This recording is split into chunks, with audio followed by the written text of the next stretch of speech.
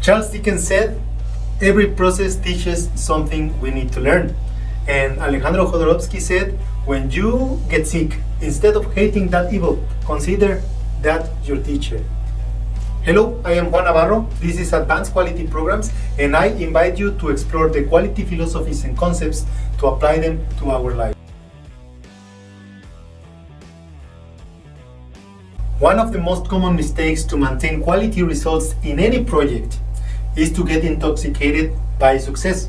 We all have heard the story of that revolutionary soldier who becomes successful in battle, and when the time comes for him as a hero to initiate change, he calls himself the revolution and tragically becomes the new version of everything he fought against from the beginning. Examples of these are many: in Napoleon, Fidel, and so on. History is long. Success can be intoxicating, and if you don't learn to deal with it before it arrives, you may become the very same person that destroys everything you worked for. It seems like very successful people never fails, but that's not true. In many new startups, it's difficult to maintain an image of success in front of others without knowing that successful people have achieved that level of success by learning from their own mistakes. This mistake leads unexperienced people or unexperienced leaders to two possible paths. The first path is one where they get consumed by all the work that one project represents.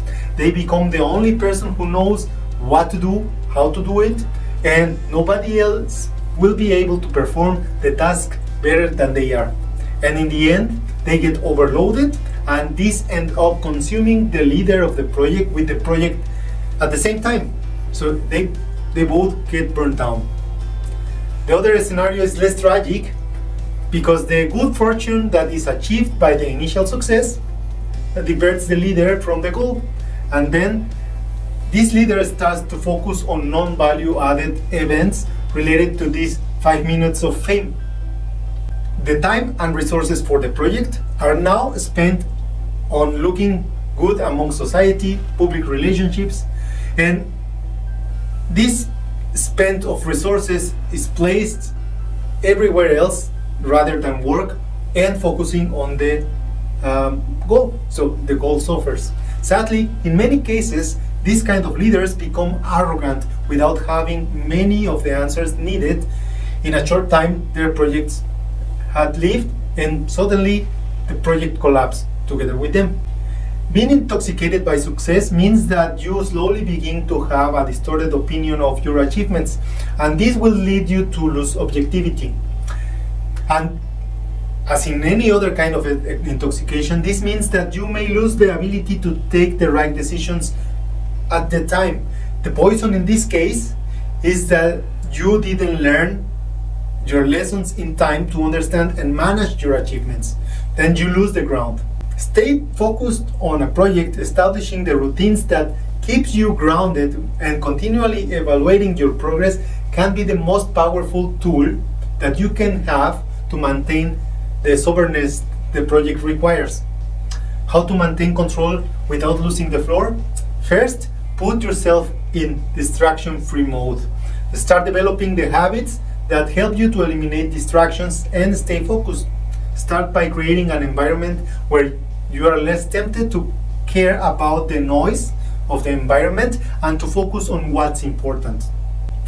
Second, define 3 goals to achieve first. Long to-do lists at first seem impossible to achieve. That is one of the easiest ways to get into distractions. You can fix that situation by setting 3 goals first to be achieved, and by limiting the number of goals that you have to achieve, you have a clearly defined way you need to work and to avoid the distractions on the long list. 3, you can set a shorter time frame. More hours worked or more work doesn't mean more achievements. Parkinson's law says that work tends to expand to fill the time we have available for completion. This means that time off is filled in with distractions. By facing deadlines, we develop a laser focus and avoid distractions. When we know we have something to do in time, we find a way to do it. 4. Monitor when our minds are wandering. According to a Harvard study, we spend nearly 50% of our time thinking about something else rather than what we're supposed to be doing. The key to increase the productivity is to notice when our minds get distracted and refocusing our attention on more important issues. This means that we need to pay attention to our thoughts and recognize when our mind starts to drift. This allows ourselves to manage what we focus on, and this way we redirect our thoughts when we kind of make mistakes. 5th, we need to train our brain. Our mind is like a muscle, and to use it effectively, we need to build the right pathways. And to do that, we need to train our brain to stay focused. Exercises like meditation, reading, they all reinforce the ability to focus on longer periods of time and to nourish our thoughts associated to our goals. The 6th is to have a more challenging task.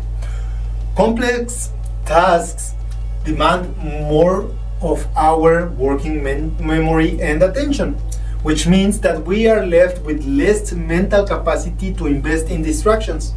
We are more likely to be productive when our skills are challenged, and when our abilities somehow exceed the demands of the project, we get bored and our brain starts looking for more challenging actions to work with.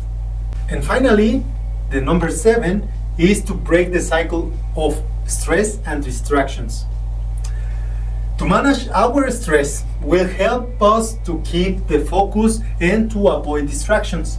We must find ways to calm our mind and relax our body to reduce the body stress response to stress. And otherwise, our brain will do it automatically without permission. Planning breaks, having enough resting time, practicing breathing exercises, giving our mind and body time to shut off and to sleep helps to prevent the mind from doing it automatically. As it happens with burnout and emotional breakdowns, the body shuts automatically. It's always better to have a planned break than having a forced break. It might sound like all these 7 strategies have the same goal, to avoid distractions. And fair enough, this is correct. The intoxication of success begins with small distractions, as little as one compliment here, as little as one small expense here that shouldn't be there, and without giving notice, they grow, becoming pride or waste. The secret to prevent success from intoxicating you is to keep the focus. Keep the focus on the end goal by keeping the ego and the mind in perspective.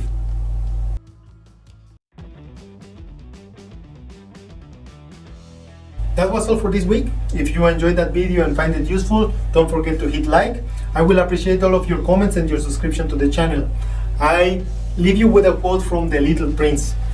It's crazy to hate all roses because one of them pricked you, and to give up all your dreams because one of them didn't come true. Don't forget to hit the bell, and see you next week.